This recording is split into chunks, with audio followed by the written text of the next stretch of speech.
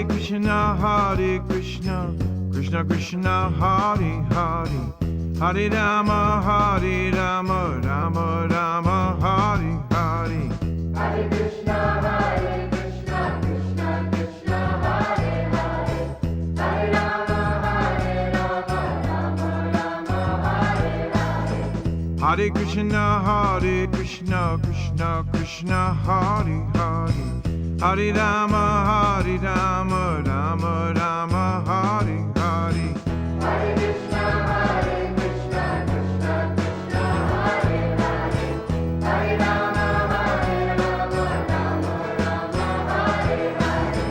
Hare Krishna, Krishna Krishna, Hare Hare, Hare Rama, Rama Rama, Hare Hare. Hare Krishna, Krishna Krishna, Hare Hare, Hare Rama, Rama Hare Hare. Hare Krishna, Krishna Krishna, Hare Hare, Hare Rama, Rama Rama, Hare Hare. Srila Prabhupada writes, when he left, only 5 people were there to see him off. A Mr. Bhagavati,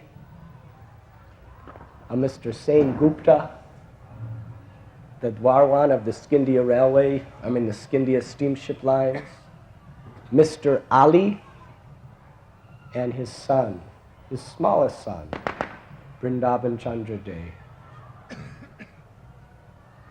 That was his send-off. Later on, I asked his son, Vrndavan, what were you thinking when your father, just going on 70 years old, was walking up the steps to the Jaladuta, all alone,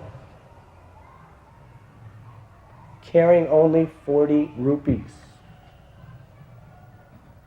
and not knowing anyone to help him? His son told me with tears in his eyes, I was proud of my father. The first time I met Srila Prabhupada was in 1974 in San Francisco. I had joined in 1973, as Maharaj said, and then I had washed pots for a while, and then was asked to distribute books. And anyway, I was part of the book team in San Francisco, and at that time, around 1973, Prabhupada really started pushing book distribution in a big way. No longer kirtan on the street as much as he was emphasizing book distribution. Everyone should go out to distribute books, because he was saying in Los Angeles, he was giving lectures, Tadvag Visargo Janataga Viplavo Yasmin Pratishlokam Abhadyavapyapi Namanyanantasya Yashon Kitanya Shinvanti Gayanti Granantya Sarava.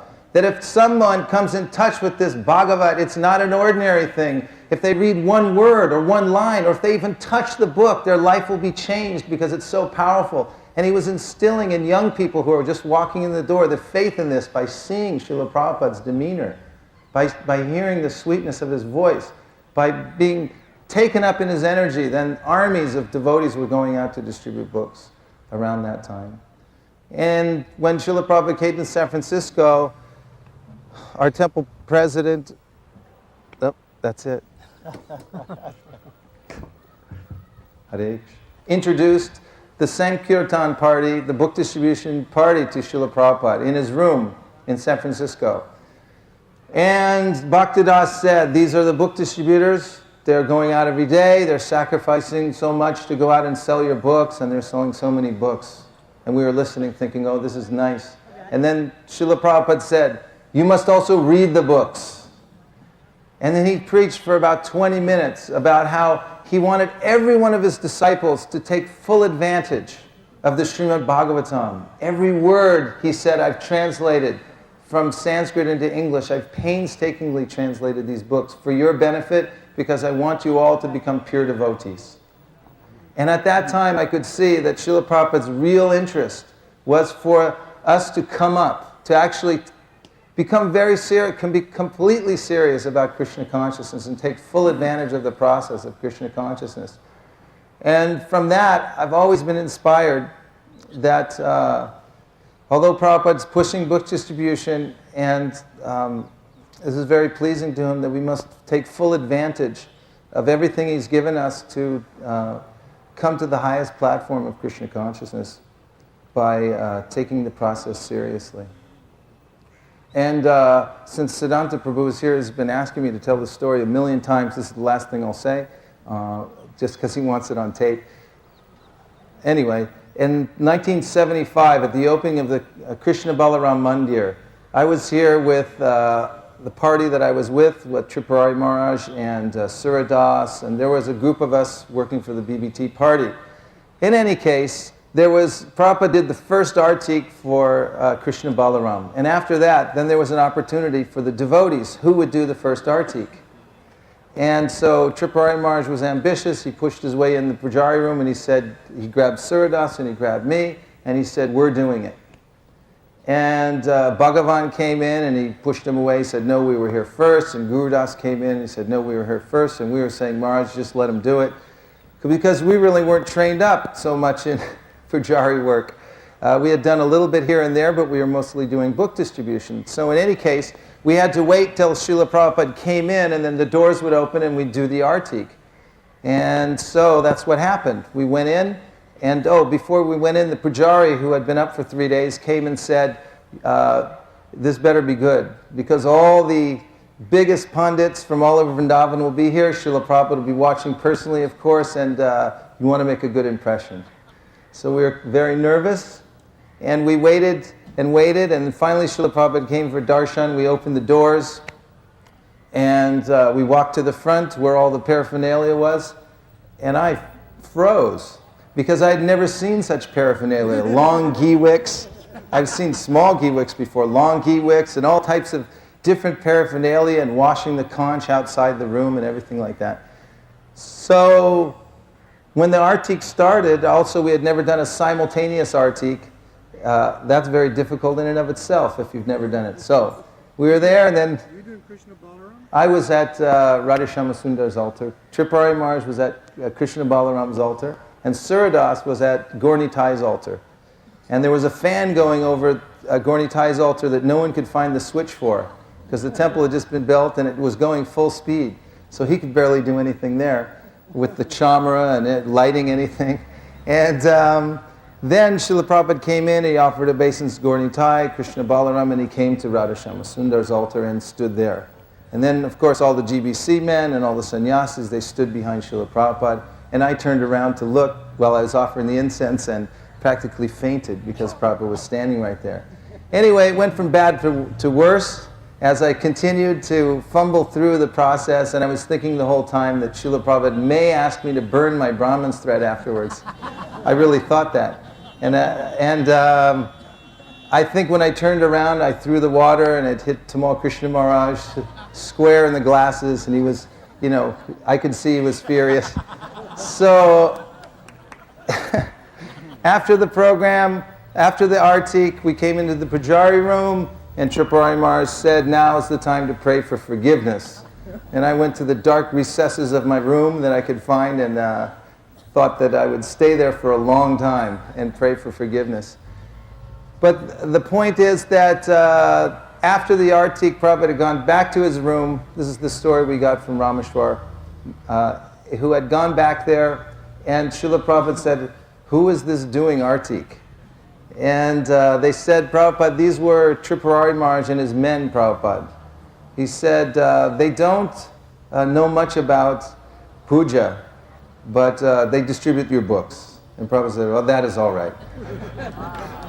That's what he told us when he came back. So anyway, after that time, I felt even more gratitude for Srila Prabhupada's mercy. And I also took it upon myself to learn how to do puja. And then when everything, kirtan was over and everything was over, Prabhupada said the Premadwani prayers. And then he told us, it is very nice that tonight we have with us these two Prabhus here, pointing at the deities, Gaur-Nitai deities. There is a very nice song. Can you please follow me? So without having the time to get kartas or mridanga, Prabhupada started to sing. And the song is of Lochandas Thakur, you all know, Paramo Karuna Pahundvijana Nitai Gaura Chandra Tabavatar Sarashiromani Kevala Ananda Kanda. Very beautiful song. But as soon as Prabhupada said the first two words, Paramo Karuna, his voice shocked. He couldn't sing anymore. You know? And he closed his eyes and laid his head back into the Vyasasana, and we could see tears gliding out, down his face, lotus face. And all the room was silent completely. You know? And we don't know how long that lasted, but it was like an eternal moment. Entered the temple room, and everything was, you know, still in ecstasy. You know, watching the pure devotee having such a wonderful exhibition of his ecstasy, his love for Gaur Nitai. And then gradually Prabhupada came back to the external consciousness. Still, we could see he was affected by spiritual emotions. And he said, Paramo Karuna, so merciful. Because if Krishna will come, like in previous incarnation, to kill the demons, practically speaking, nobody will be left in Kali Yuga. So he told us, in Kali Yuga, the demoniac spirit and the devotee spirit is in the same body. So Lord Chaitanya didn't came to kill demons, he came to kill the demoniac spirit in the people by the Sankirtan movement and by the association of devotees. And at the end he told us, now you are very fortunate, now you must make others fortunate too. And he told us, if you chant 16 rounds, follow the four regulative principles, and preach, I assure you, in this same lifetime, you will see Krishna face to face. Some people may say, well, generally it takes more than that to see Krishna face to face. But because Prabhupada promised that, Krishna surely will have to make his word correct. It was in 1976, it was in a room conversation. I asked Srila Prabhupada, what is the benefit that the flowers get when you offer them to Krishna or your spiritual master? And Srila Prabhupada replied, every flower you offer to your spiritual master or to Krishna, the plant the flower came from becomes a human being in his next life. So my Sankirtan began. My initiation was, of course, a wonderful moment. And it was kind of one of those moments that Shruti describes where you're just so bewildered you can't remember even your own name. It was that kind of a feeling. The first time ever to be in front of Srila Prabhupada. I don't know anyone who's ever been to Vrndavan, down in the old farm in Vrndavan. There was, the main temple building was an old farmhouse, and just across the driveway was Kirtananda's cabin, so there were some steps leading up to the cabin. They put Prabhupada's Vyasasana, it's about halfway up the stairs on a landing. So to go up and get your beads from Prabhupada, you had to climb up these stairs. It was very dramatic, because you felt like you were climbing Sumeru. I mean, it was just, you know, that moment was so awesome. So the night before, Narada Muni had said something kind of funny like, and you better get a nice name from Srila Prabhupada. So I said, oh, well, yeah, you know, I hope so, I'll try, what can I say? So I went up there and the sound system was not so good. It was like a very reverberation, you know, and when you were standing in front of His Divine Grace, you could sort of just barely hear him speaking, but because of the echoing, you couldn't really hear what he was saying. So, and on top of that, just being so stunned, practically. So I thought that I heard him say my name as Rasalila, but I wasn't sure, and then I heard all the devotees were like gasping and cheering. But it wasn't just that, it was the fact that when Prabhupada said my name, we had been studying Krishna book very intensely in those days. We used to have the Krishna bowl. So all the devotees would study Krishna book rather diligently, and we'd have these contests and answering questions and quizzing each other, and it was a really nice way to occupy our time. when Prabhupada spoke my name, I actually had the experience of what he describes in he was describing the gopis as being like thunder, clouds, snow, and lightning. And that passage just flashed through my mind. It was like an experiential moment when he said my name, and even though I didn't actually know that he said it, I wasn't positive, that was what I experienced. And so I was just walked down the stairs kind of stunned, and what did Prabhupada say my name is? So it was just an incredible moment, one of those things that Prabhupada can actually reveal the spiritual world to you in a moment. That's his potency. Thank you very much. My only, what could be called personal association, I mean in the sense of like one-on-one exchange with Prabhupada, was when I got to get my Brahminical initiation. And I'd been waiting a few days because Prabhupada gave so many people all at once initiation. This was here in Vrndavan in 1976. So after several days, I got in to be with Prabhupada. Pushta Krishna was his secretary, and I'd been waiting there all morning, as I'd been there for the last few mornings, and he just wanted to cut it just before me. So he saw I looked a little disappointed, so he said, okay, go in. Then we'd been, myself and one godbrother, we joined pretty much at the same time. We were going out on book distribution together, and we were close friends. He left his body about 2 years ago, Satyavak Prabhu. So we'd heard things here and there about, see, in those days there weren't so many books translated, and it was mostly Prabhupada's books that we knew anything from, and weren't so many books written. And we just used to hear little snippets of things here and there that might be in some shastra. And we heard we'd heard, or Satyavak had heard, that from Hari Bhakti Vilas it says you should face in this direction at this time of day when you say your... Satyavak, he was British? Yeah. He passed away? He passed away maybe 2 or 3 years ago. So you should face in a certain direction in the morning, another direction in the evening, another direction at night, and when you're saying a Gayatri.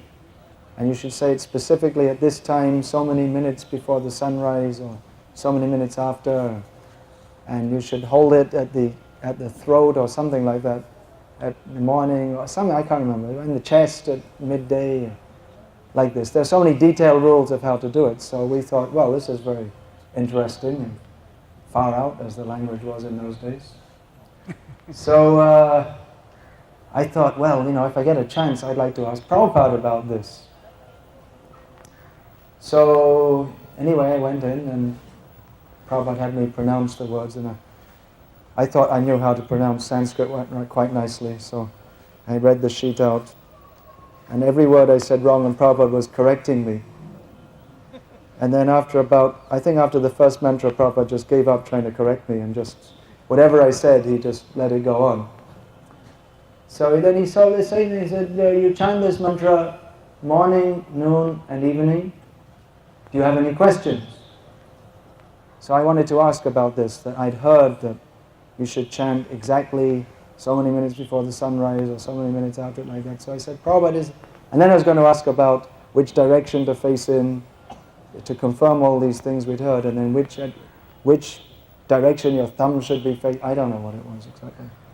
So anyway, I asked Prabhupada, is there any exact time is there any particular time for chanting? And Prabhupada just told me you chant morning, noon, and evening. So he said, yes, chant morning, noon, and evening. So then again I asked that, but Prabhupada, is there any exact particular time? Prabhupada looked at me and said, morning, noon, and evening. So I didn't think to ask all those other questions about which direction you should be facing in. I just said, yes, Prabhupada. I offered my obeisances and left. In Montreal, there was one devotee. His name was Dayal Nitai. He was a yogi. He was a yogi. And he was into health, and he was criticizing that we're eating white rice, and white sugar, and butter, it should be brown rice. It should be, it's a brown sugar type thing. No butter. Yogi diet. A few beans or something. These things are not right, and so on. So and he was very strong about this. So Prabhupada was in Montreal, and Prabhupada's apartment was a few blocks away from the temple, and they had no car. Prabhupada had to walk from his apartment to the temple. So one day after giving the class, we were going back with Prabhupada to his apartment. So I was walking next to Prabhupada, and this devotee was complaining to Prabhupada about the food. It's not healthy. We're all going to get sick. So then Prabhupada stopped and said, "You see Brahmananda here? He's been eating this food for so long. Does he look sick?"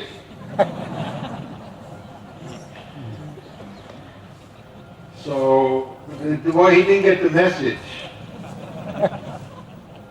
So he went on about the health thing and this and that and what is involved, how the way these foods are made and what they do and so on. And this should not be done and have to change it. So we walked for so long, and then Prabhupada stopped and said,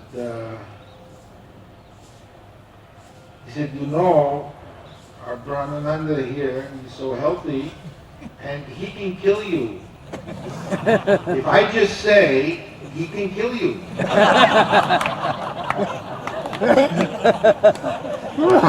So I was shocked. What's Prabhupada doing here? So I got ready.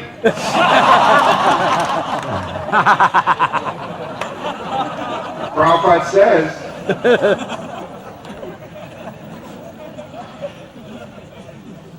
so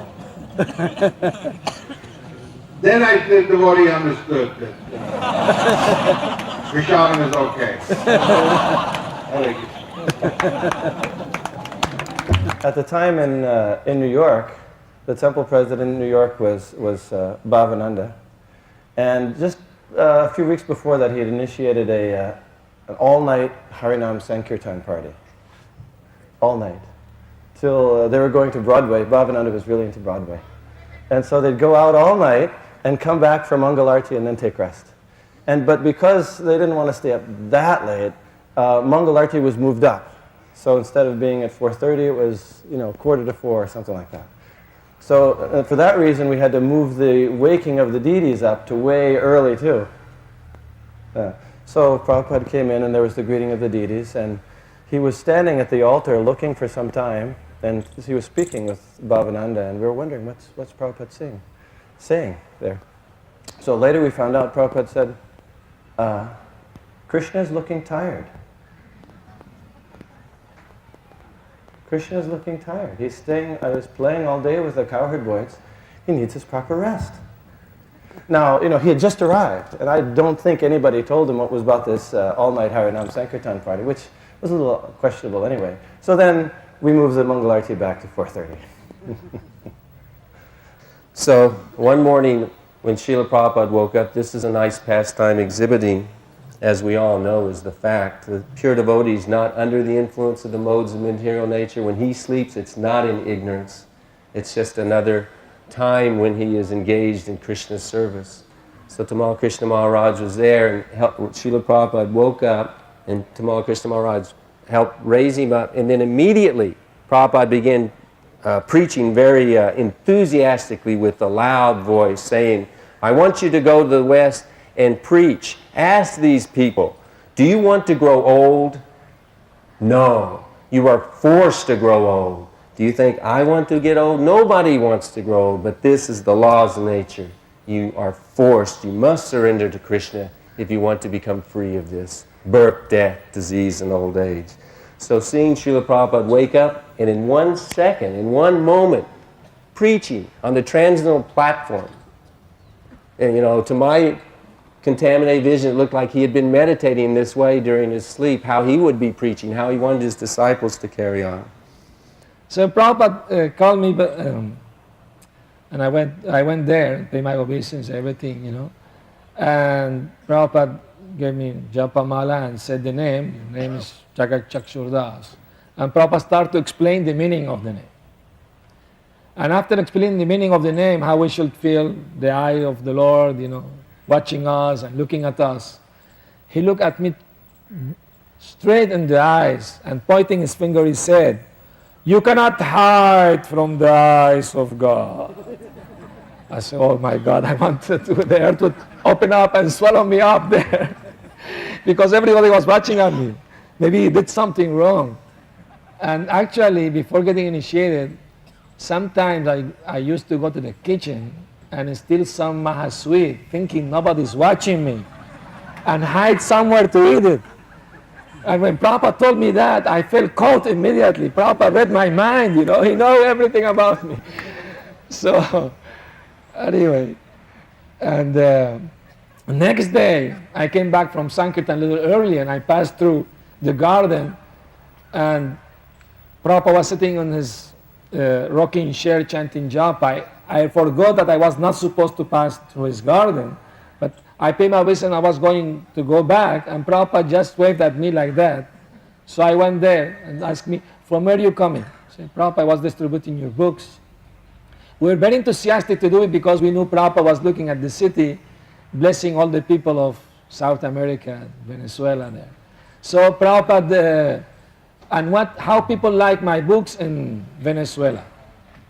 And I told Prabhupada, people here are simple but pious. As soon as they read the book, they like them and they want to buy them more and more. Prabhupada moved his head like he was satisfied and told me, "Come, I have to give you something." So I followed him to his room, and he had on his table a tray full of sweets.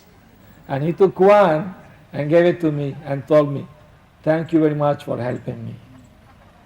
And I was crying actually, because I was moved. I was a new devotee, Prabhupada showing so much mercy, And then I thought, he's telling me I don't have to steal it, he will give it to me this way. Srila Prabhupada ki jai. Jai Guru Premanandi. Hari Bol.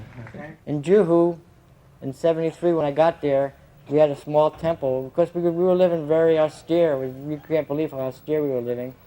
Anyways, there was this half-moon fence in front of the temple. Inside this fence, there were 14 or 15 Tulsi Devis growing. So one day in the morning, I wasn't aware that the Tulsis were dying. So anyways, one day in the morning walk, Srila Prabhupada asked me, "The Tulsis are dying. Why are the Tulsis dying?" I said, "I don't know." I said, "I will do some research." So that day I went over to the Tulsis and I started digging around, and I found the termites were eating the roots, and there were ants all around her and everything. So the next morning on the morning walk, I told Srila Prabhupada that the ants and the termites were eating at the roots. And Srila Prabhupada said, "You take 1 part lime, 1 part sulfur, and you mix it with 10 parts of water. You sprinkle it all around Tulsi Devi, and the ants will go away." So I started to do that, and then Prabhupada went on his world tour. But while he was gone, all the Tulsis died. So I made some nice beads for myself. I took the fence down, and now there was only dirt there. The Tulsis that were there for the deities, Rasa Rasa Bihari, were gone. So then Prabhupada came back from his world tour, and it was during Guru Puja. I remember it was the 5 ghee lamps, we were doing the 5 ghee lamps. So I walked up to Srila Prabhupada and gave him his flower, and he said, "Where are the Tulsis?" And I said, "Oh, Srila Prabhupada, I tried to save them, but they all left the planet." So I just immediately offered my obeisances and kind of slithered out of the temple without getting chastised in the middle of Guru Puja. So then the next morning, the morning walk was coming out, and Srila Prabhupada stops everybody in front of the big garden that I had done, and I had 54 Tulsi Devis growing in there. Well, Srila Prabhupada asked me, "How are these Tulsis doing?" I said, oh, Srila Prabhupada, they're doing very well. There's all these spider mites and aphids and bugs crawling all over. And he said, you leave the insects alone. Let them eat as much as they want. Who are you to kill them? I was at a rainbow gathering. Does any of you know what is rainbow gathering? It is when whatever remnants of the hippie generation still exists, they go into a deep forest every year, about 20,000 of them, and just live in the jungles. And we were cooking prasad for about 3,000-4,000 people a night, and having dramas and kirtans and lectures. So I was serving prasad one day, and this man, he looked about 65 years old. He had long gray matted hair and a long gray beard. And that was the only clothes he was wearing. He was completely naked. I thought, is this some sadhu from Himalayas? And as I was giving him halava, he said, are you a disciple of Swamiji? I said, Prabhupada. He said, yes, I know Swamiji. He is my friend. I said, how do you know? He said, 1965, Dr. Mishra's yoga classes. I was going. Dr. Mishra would not allow him to speak. He would sit in the back and pray on his beads. And I would go back to meet him. And he would say to me, whatever Dr. Mishra is saying is all nonsense.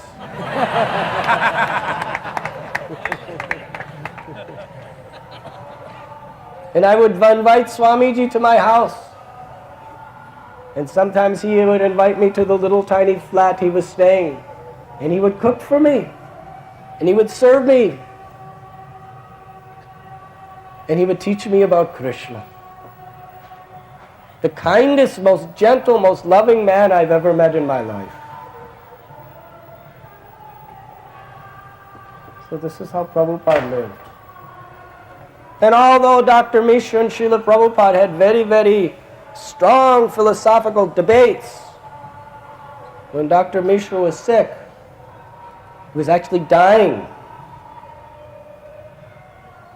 Prabhupada, according to Dr. Mishra's own words, by his love and kindness, he fed me and cared for me back to health. Swamiji saved my life. Although philosophically Srila Prabhupada was adamantly opposed to the beliefs of Dr. Mishra, he still saw within his heart a pure spirit soul, a part of Krishna, and still showed him love and compassion. Some of his god brothers and Gaudiya Mat sannyasis came to visit him in his room. By this time, he was simply lying down on the bed, basically just laying on the bed. He would ask to be turned over. He had not eaten for a long, long time. He had said, now I am finished with eating. I've conquered sleeping. There's no question of sex life. Now all material activities finished.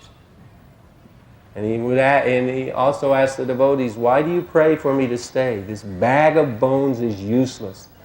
Devotees don't like to see the film of his last day.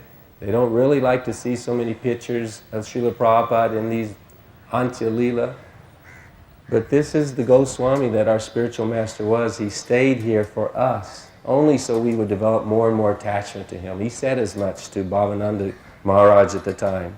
It is my duty to draw this attachment from you, for me. But the past time I was going to say, the sannyasis came, and Srila Prabhupada was asked to be propped up on the pillow, and he said, please excuse my not being able to properly receive you. And there were some exchanges there.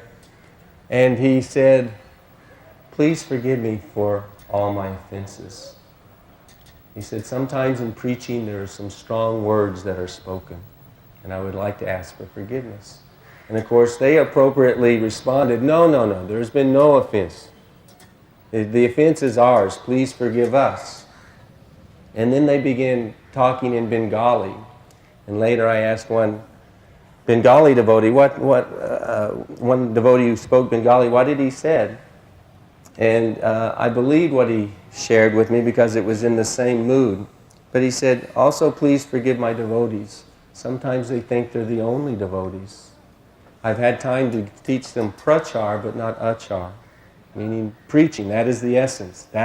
What else could he do in the short time that he had with us? He had to send out this army of monkeys and simply ask us to spread the glories of Lord Chaitanya via book distribution, Harinam, and all the other wonderful activities of ISKCON. But he said, I didn't have time to preach them the etiquette, so sometimes we are very rusty in that regard, and not so good. But anyway, the humility is what I am making the point of trying to glorify Srila Prabhupada. No offense on his part.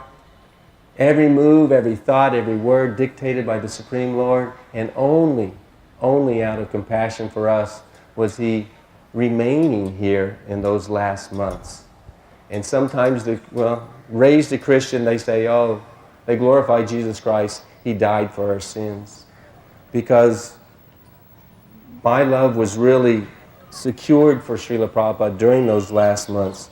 I like to think how actually his glories is that he kindly chose to stay with us longer than it was certainly convenient. Maharaj Radhanath Swami was talking about the sacrifices he made.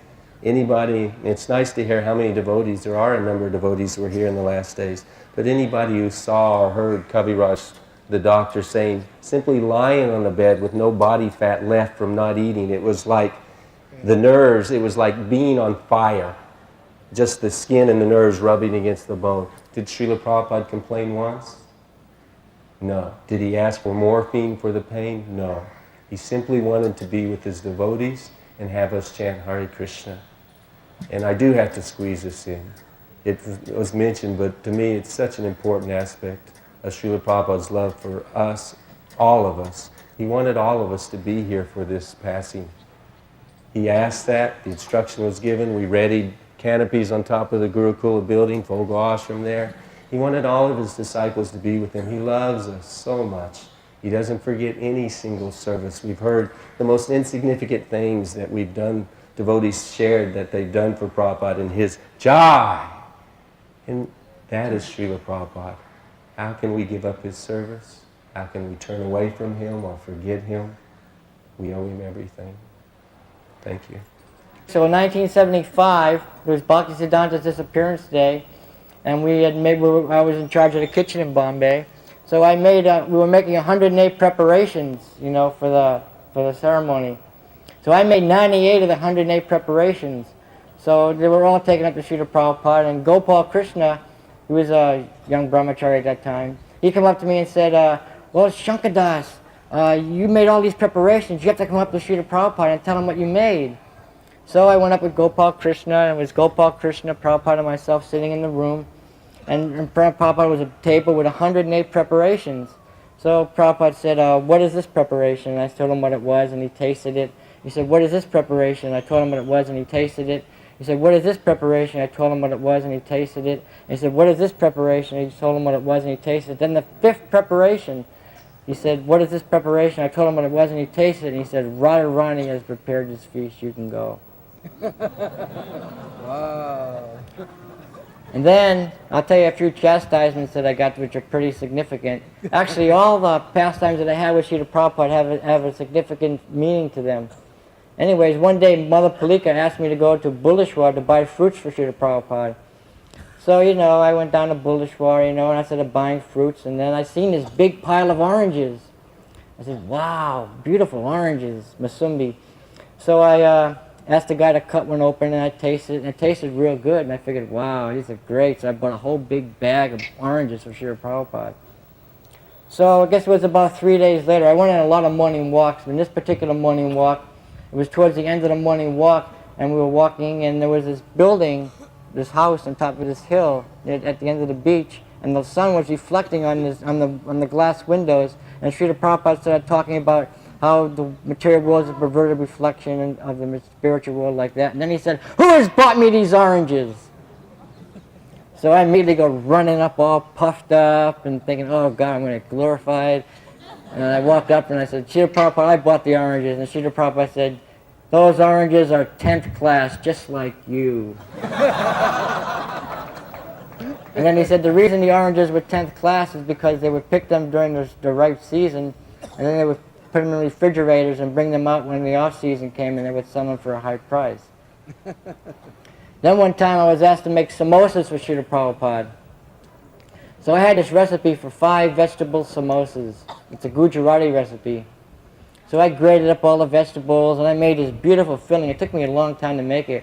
And then I rolled out the puris and I flipped over the puris and I made like, a half moon samosas. They were like this big. So I made 35 of them. And I sent them up to Srila Prabhupada. So a couple days went by and I'd seen Brahmananda Swami. He was Prabhupada's secretary. And I said, oh, Brahmananda, how did Srila Prabhupada like the samosas? He didn't touch him. So then Harikesh, he was a brahmachari at that time, we were good friends. He said, well, why don't you come up and cook lunch with Srila Prabhupada with me?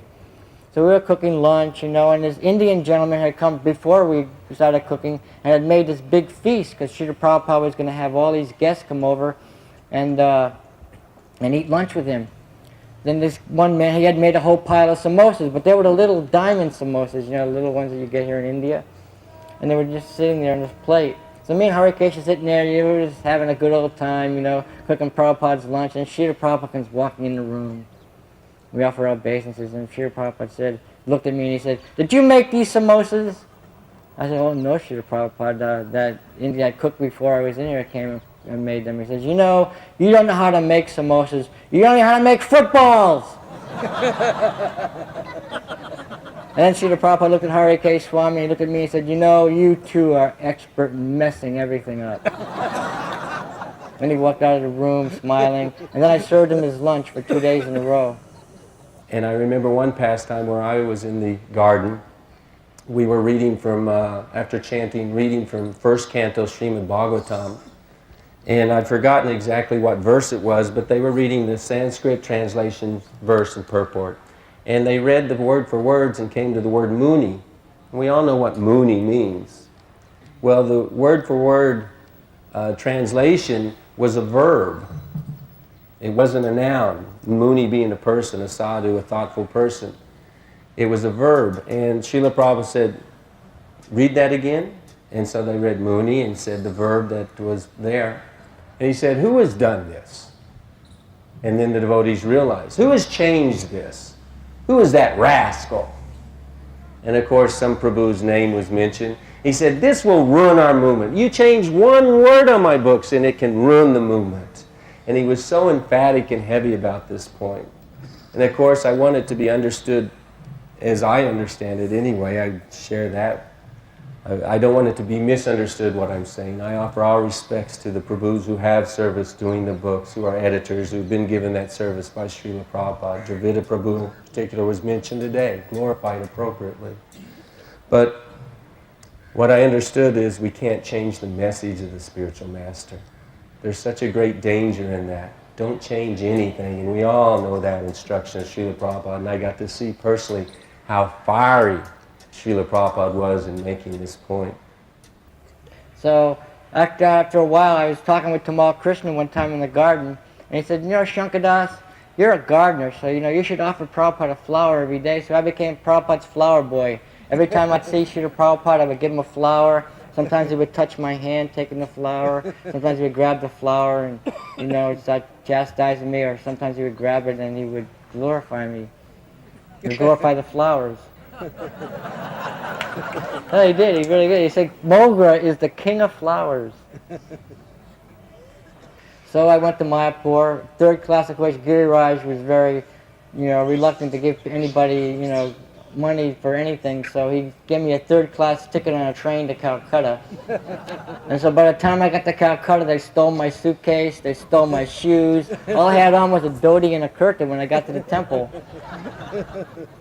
And I was all completely full of dirt from 3 days on the train, because I went the slowest train, and the cheapest way you could go. Anyways, I got to Mayapur finally. So they were coming down from the morning walk, and then Bhavananda Goswami goes up to Prabhupada and says, oh, Prabhupada, your gardener from Bombay is here. So Prabhupada didn't say anything, and we went on the morning walk, and we were walking around Mayapur, you know, we went to Bhaktisiddhanta's temple, and we were walking back. And so as we were going back, there's this archway before you get, there was only one building in Mayapur at this time, and there was this archway, and you go under the archway, and on the left-hand side, there were some cows. And I didn't know anything about cows, so I went over and started fooling around with the cows, you know, and everyone was going towards the temple. And then maybe about 500 yards before they got to the temple, Prabhupada stops everybody. He turns around and says, "Shankar, come here!" So I go running up and said, "Srila Prabhupada, what would you like?" He says, "I want you to plant trees on both sides of the road here." So Jayapataka Maharaj, 2 Bengali boys, and myself, we went around digging up coconut trees all over Mayapur, and we planted them down that pathway. And today, those coconut trees are giving coconuts. They survive floods and disasters, and they're still going. So I'm actually very, very thankful to be here, even though I don't know why or how I got here. It's been very, very wonderful to hear all the Srila Prabhupada's disciples speaking, as it is every year. This is my favorite day in the year, actually, tomorrow, Srila Prabhupada's Disappearance Day. Because on that day, Prabhupada is fully present through remembrances of him and through the presence of his disciples. Yesterday when I came in the morning in the Pandal, and I sat down and I saw the banner, 25 years of service in separation. Then in my mind what came is that for me, it is a lifetime of service in separation, because I am a grand disciple, and so I never saw Srila Prabhupada. I never met him, and I joined in '84, and so it was many years already that he had left. So it's a lifetime of service in separation.